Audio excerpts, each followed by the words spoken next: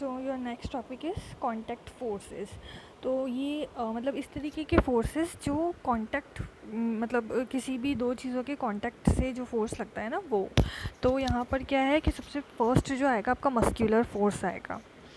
ठीक है, सो muscular force क्या होता है सबसे पहले कि अगर हम किसी भी चीज़ को किसी भी ऑब्जेक्ट को उठा रहे हैं, लिफ्ट कर रहे हैं, ठीक है, या फिर हम किसी भी जो वाटर की बकेट होती है ना, अगर पानी से भरी हुई बकेट को उठा रहे हैं, तो इन सब चीज़ों में क्या है कि हमारे जो मसल होता है ना उसका यूज़ हो रहा है। तो अगर हम मसल जो है हमारी उसके थ्रू फोर्स लगा रहे हैं तो उसको उठाने में, पुल करने के लिए या पुश करने के लिए, तो इन सब चीज़ों में क्या है हमारा मस्क्यूलर फोर्स लगता है। ठीक है, तो किसी भी ऑब्जेक्ट का क्या है अगर हम उठा रहे हैं मतलब कांटेक्ट में आ रहे हैं तो मस्कुलर फोर्स हम उसमें लगा रहे होते हैं। ठीक है, तो ये एक तरीके का कांटेक्ट फोर्स होता है।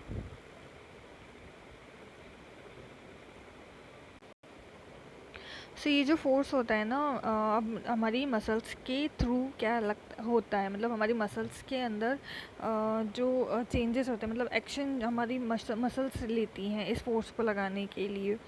तो इसमें क्या होता है कि ये इस फोर्स की वजह से क्या है कि मसल्स हमारी एक्शन करेंगी और इसी वजह से हम क्या कहते हैं, इसको मस्कुलर फोर्स कहते हैं।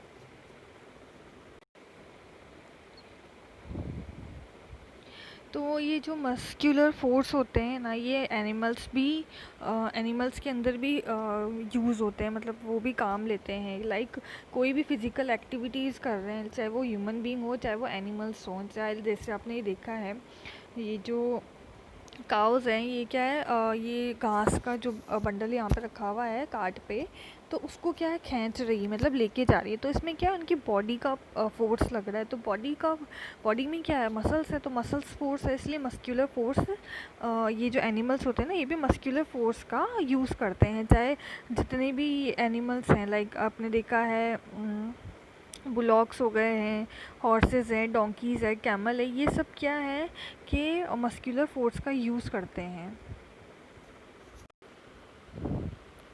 तो हमने पढ़ा था कि मस्कुलर फोर्स जो होते हैं ये तभी अप्लाई हो सकता है जब कोई भी दो ऑब्जेक्ट आपस में कांटेक्ट में हों। तो इसीलिए उसको किस कैटेगरी में रखा गया है, कांटेक्ट फोर्स की कैटेगरी में रखा गया है। सेकंड कांटेक्ट फोर्स का एग्जांपल है हमारा फ्रिक्शन। फ्रिक्शन क्या होता है, फ्रिक्शन के अंदर क्या है कि जैसे आपने देखा है कि कोई भी बॉल है वो ग्राउंड पे रोल कर रही है, मतलब ग्राउंड पे रोलिंग कर रही है। तो उसमें क्या होता है कि वो पहले तो स्टार्ट में फास्ट मूव करेगी, फास्ट रोल करेगी, देन धीरे धीरे टाइम के साथ क्या होगा, कुछ सेकंड्स बाद वो स्लो हो जाएगी। ठीक है, या फिर हम देखें सेकेंड एग्जांपल, अगर हम बाइसिकल चला रहे हैं, हम पैडलिंग करते हैं ना, तो पैडलिंग में क्या होता है कि हम पहले फास्ट कर रहे हैं, फिर अगर हम पैडलिंग करना स्टॉप कर देंगे तो एकदम से आप देखोगे कि जिसके पैडल्स होते हैं वो धीरे धीरे स्लो होने लग जाते हैं। हमारी साइकिल भी क्या है धीरे धीरे स्लो मूव करने लग जाती है, देन स्टॉप हो जाती है। तो ये सब जो एक्शंस होते हैं ना, ये किसकी वजह से होते हैं, फ्रिक्शन की वजह से होते हैं। तो फ्रिक्शन की वजह से क्या होता है कि जो स्पीड होती है ना ऑब्जेक्ट की, वो क्या होती है धीरे धीरे डिक्रीज़ होने लग जाती है, डिक्रीज़ हो जाती है। तो ये जो फोर्स, इस तरीके का फोर्स जो कि क्या है कि किसी भी जो स्टेट ऑफ मोशन होता है ना उसके अंदर चेंज ला रहा है। ठीक है, तो ऐसे फोर्स को हम क्या कहते हैं, फ्रिक्शन फोर्स कहते हैं। तो अपने फ्रिक्शन फोर्स के एग्जांपल्स तो सारे पढ़ ही लिए हैं। नेक्स्ट आपका आता है नॉन कांटेक्ट फोर्सेस। तो नॉन कांटेक्ट फोर्सेस के अंदर वो फोर्सेस आएंगे जिनमें आपस में कांटेक्ट नहीं होता है ऑब्जेक्ट्स के बीच में। तो सबसे पहले आता है मैग्नेटिक फोर्स। मैग्नेटिक फोर्स में यहाँ पे आपको एक एक्टिविटी दे रखी है, लाइक आपने देखा होगा कि आप दो मैग्नेट लेते हो, तो मान लो ये ब्लू वाला पार्ट नॉर्थ पोल है और ये रेड वाला पोल मतलब रेड वाला जो पार्ट है वो साउथ पोल है। ठीक है, तो अगर आप देखोगे कि अगर हम सेम पोल मतलब अपोजिट पोल को कांटेक्ट में लेकर आते हैं, लाइक ये नॉर्थ हो गया, ये हमारा साउथ हो गया, अगर हम इन दोनों को पास पास लेके आएंगे तो आप क्या देखोगे कि ये दोनों आपस में अटैच हो जाएंगे। दोनों जो मैग्नेट हैं, ये दोनों मैग्नेट एक दूसरे को अपनी तरफ खींचेंगे, ठीक है, अट्रैक्ट करेंगे। देन अगर हम ये करें कि हम नॉर्थ पोल और नॉर्थ पोल को साथ साथ में रखेंगे तो क्या होगा यहाँ पे, अपोजिट फोर्स लगेगा, ठीक है। तो रिपल्शन वाला फोर्स लगेगा, मतलब ये दोनों एक दूसरे को रिपल्ट करेंगे, मतलब एक दूसरे को अपोजिट डायरेक्शन में फोर्स लगाएंगे, ठीक है। तो ये क्या होता है आपका मैग्नेटिक फोर्स क्या है, यहाँ पर आप क्या देख रहे हो कि इन दोनों जो मैग्नेट होती है ना, इसके बीच का जो ये एरिया होता है ना खाली, ये यहाँ पर ये फोर्स लगता है, ठीक है। तो ये जो है हम इसे देख नहीं सकते, ना इसे हम छू सकते हैं, तो ये इस तरीके के जो फोर्स होते हैं ना, तो इनको हम क्या कहते हैं, नॉन कॉन्टैक्ट फोर्सेस कहते हैं, ठीक है। तो फर्स्ट एग्जांपल आपका ये मैग्नीट्यूड, ये सॉरी मैग्नेटिक फोर्स आ गया, ठीक है।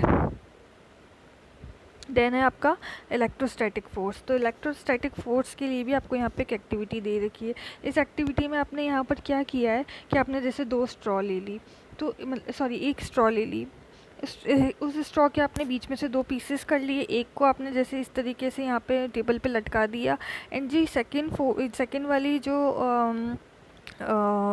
ये थी स्ट्रॉ, इसको आपने थोड़ा सा रब किया किसी पेपर वगैरह पे, एंड देन जब आप इसको पास में लेके जाओगे ना, तो आप क्या देखोगे कि इनके ये जो है ना, ये वाली जो लटकी हुई थी स्ट्रॉ, ये क्या मूव करने लग जाएगी इधर उधर डायरेक्शन में, मतलब है ना। तो ये इस तरीके का जो फोर्स होता है ना, इसको हम क्या कहते हैं, इलेक्ट्रोस्टैटिक फोर्स कहते हैं। मतलब इलेक्ट्रोस्टैटिक मतलब जो ऑब्जेक्ट होता है उसमें चार्ज बनने लग जाते हैं, तो इस वजह से क्या होता है, इलेक्ट्रोस्टैटिक फोर्स जनरेट होता है दोनों के बीच में, ठीक है। तो जब भी हम किसी भी ऑब्जेक्ट को रब करते हैं शीट पे, पेपर पे, तो उसमें क्या होते हैं कि जो इलेक्ट्रोस्टैटिक चार्जेस, मतलब जो चार्ज होते हैं ना, मतलब वो जो बॉडी होती है ना, वो चार्ज हो जाती है, चार्ज आ जाते हैं उस पर, ठीक है। तो ये क्या होता है कि जो क्या कहते हैं, ये जो चार्ज बॉडी होती है ना, ये दूसरी बॉडी को क्या करती है, एक्सट्रैक्ट करती है, मतलब दूसरी बॉडी को अपने से दूर करती है, या फिर उसमें चेंजेस आते हैं, ठीक है। तो इस तरीके के फोर्सेस को हम क्या कहते हैं, इलेक्ट्रोस्टैटिक फोर्स कहते हैं। अब इनके अंदर भी आप देख लो कि आपको फोर्स दिख नहीं रहा है ना, आप बिना कांटेक्ट में आए हुए, लाइक आपने देखा कि ये दोनों स्ट्रॉ को क्या करा, आपने कांटेक्ट में थोड़ी ना लेकर आए, आपने इसको सिर्फ दूर रखा, इससे दूर रखा दूसरी वाली स्ट्रॉ से, तो ये नॉन कांटेक्ट है। तो ये सब क्या है कि नॉन कांटेक्ट फोर्स के अंदर ही आते हैं ये दोनों। थर्ड आपका क्या आता है, ग्रेविटेशनल फोर्स आता है। ग्रेविटेशनल फोर्स भी आपका नॉन कांटेक्ट वाला फोर्स है, ठीक है। आपने देखा है कि कोई भी लीव्स है, फ्रूट है, ये क्या है, हमेशा ग्राउंड पे ही गिरते हैं, मतलब हमेशा डाउनवर्ड्स ही जाते हैं। तो इस तरीके का जो मोशन होता है ना, उसको हम क्या कहते हैं, वो मतलब किस वजह से होता है, ग्रेविटेशनल फोर्स की वजह से ही होता है, ठीक है। तो अगर हम इसको ग्रेविटेशनल फोर्स कहें या फोर्स ऑफ ग्रेविटी कहें, एक ही बात है।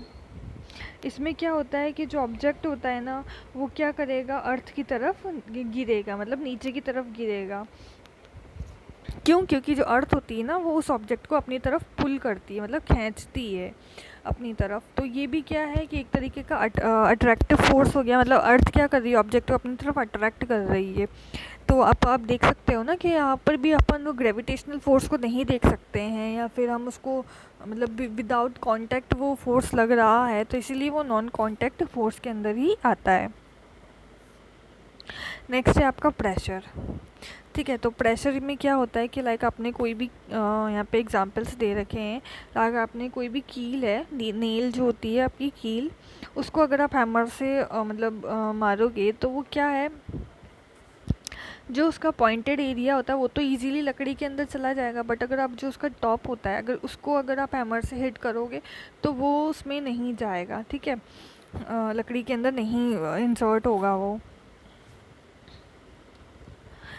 तो अगर आप यहाँ पे और भी एग्जांपल्स दे रखे हैं, लाइक अगर आपने जो वेजिटेबल है उसको कट करने का जो नाइफ़ होता है, अगर वो बिल्कुल ब्लंट हो, ब्लंट मतलब एक उस पर बिल्कुल भी धार नहीं हो, और एक नाइफ़ होता है जो बहुत शार्प हो, उसमें बहुत अच्छी धार हो, तो इन सब चीज़ों का क्या है, फोर्स पे फ़र्क पड़ता है। तो फोर्स क्या होता है कि जो यूनिट एरिया होता है ना, सॉरी प्रेशर क्या होता है कि जो फोर्स है पर यूनिट एरिया के अंदर जो फोर्स लग रहा है, उसको हम क्या कहते हैं, प्रेशर कहते हैं, ठीक है। तो आपने क्या डेफिनेशन क्या हो गई यहाँ पर, ये इसकी डेफिनेशन है। तो फोर्स का फॉर्मूला क्या हो गया यहाँ पर, प्रेशर का फॉर्मूला क्या हो गया, pressure is equal to force upon area, मतलब F अपॉन ए, ये क्या होता है अपना पी प्रेशर होगा, ठीक है।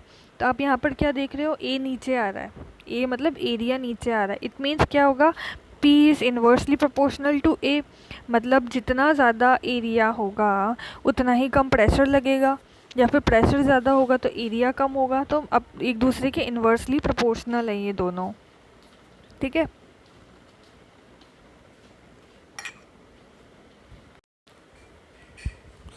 सो यहाँ पर यही चीज़ लिखी हुई है, अपने एक्सप्रेशन देखा वो ऊपर, उसमें क्या है कि स्मॉलर एरिया होगा तो लार्ज प्रेशर मतलब ज़्यादा प्रेशर लगेगा, और जो ज़्यादा एरिया होगा तो कम प्रेशर लगेगा। एक दूसरे के इन्वर्सली प्रोपोर्शनल होते हैं वो दोनों। Now pressure exert by liquid and gases. तो जो लिक्विड होते हैं, जो गैसेस होती है ना, उनके थ्रू भी क्या होते हैं, प्रेशर लगते हैं। किस तरीके से लगते हैं, यहाँ पे एक्टिविटी दे रखा है, इसमें क्या है कि इन्होंने पाइप लिया है एक, ठीक है। अब आप देखोगे कि ये जो पाइप है ना, इसमें पाइप में क्या है, अगर आप कम वाटर फिल किया है तो अभी यहाँ पे देखोगे जो आपने ये यहाँ पर कुछ लगाया है नीचे, तो इसमें क्या होगा कि ये कम फूला हुआ है। बट अगर आप ज़्यादा पानी डालोगे तो ये जो नीचे लगा हुआ है ना, ये क्या होगा, इसमें पानी ज़्यादा इकट्ठा होगा, ज़्यादा फूल जाएगा ये। तो यहाँ पर क्या होता है कि जितना ज़्यादा वाटर होगा उतना ही ज़्यादा यहाँ पर क्या है कि ये जो इसकी वॉल्स होती है ना, ये जो पाइप है इसकी वॉल्स है ना, उस पर उतना ही ज़्यादा प्रेशर एक्सर्ट होता है, सॉरी, ठीक है। तो यहाँ पर ऐसी तरीके से कुछ और भी एग्जांपल्स दे रखे हैं, लाइक ये बैलून का एग्जांपल दे रखा है। बैलून भी यहाँ पे फूल जाएगा अगर हम बॉटल में पानी डालते हैं, तो वो भी क्या है कि लिक्विड जो प्रेशर लगा रहा है उसकी वजह से हो रहा है।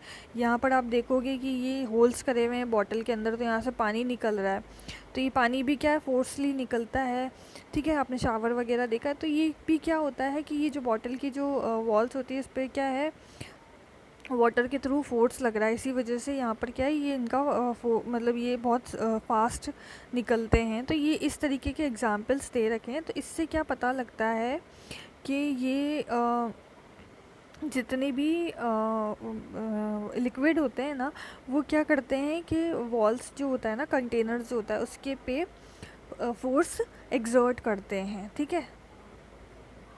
इसी तरीके से ये तो बात लिक्विड की हुई। देन गैसेस के अंदर भी क्या होता है, अगर आपने देखा है कि यहाँ पर देखो बाइसिकल का दे रखा है एग्जांपल। बाइसिकल की जो ट्यूब होती है, तो ट्यूब के अंदर आपने देखा पंचर वगैरह हो जाता है, पंचर बनवाते तो उसमें क्या होता है, गैस भरी हुई रहती है, एयर रहती है, ठीक है। तो एयर एक तरीके की गैस ही है। तो आपने क्या, ये जो गैस होती है ना, ये उस ट्यूब पर प्रेशर डालती है, ट्यूब के वॉल्स पर प्रेशर डालती है, ठीक है। तो इन सब चीज़ों से क्या प्रूफ होता है कि ये जो गैसेस होती हैं ना, ये भी क्या करती है, जो कंटेनर होते हैं जिनके अंदर ये गैसेस फिल होती है उनकी वॉल्स पे क्या करती है, प्रेशर एक्सर्ट करती है। देन आपका आता है एटमॉस्फेरिक प्रेशर, ठीक है। एटमॉस्फेरिक प्रेशर क्या होता है, ठीक है। सो आपने देखा है कि जो एयर है वो मतलब एटमॉस्फेयर के अंदर क्या है, एयर ही है पूरी। तो ये जो एटमॉस्फेरिक एयर होती है ना, ये क्या करती है कि बहुत किलोमीटर्स तक या बहुत सरफेस मतलब अबव अर्थ की बहुत ऊंचाई तक रहती है।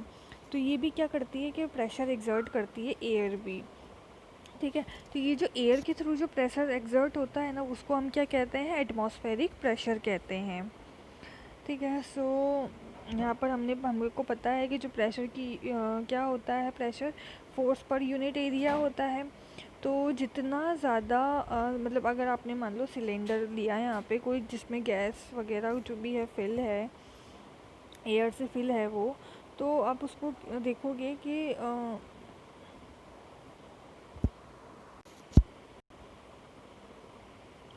तो जो फोर्स ऑफ ग्रेविटी होता है ना उस एयर के सिलेंडर में, उसको हम क्या कहते हैं, एटमॉस्फेरिक प्रेशर कहते हैं। लाइक आपने देखा है जो हमारा गैस सिलेंडर वगैरह होते हैं वो कितने भारी होते हैं, अगर वो खाली हो तो वो हल्के होंगे, भरे हुए हैं तो वो भारी होंगे। तो वो किस वजह से होता है, क्योंकि जो गैस होती है ना वो उसके वॉल्स पे क्या है, प्रेशर डाल रही होती है।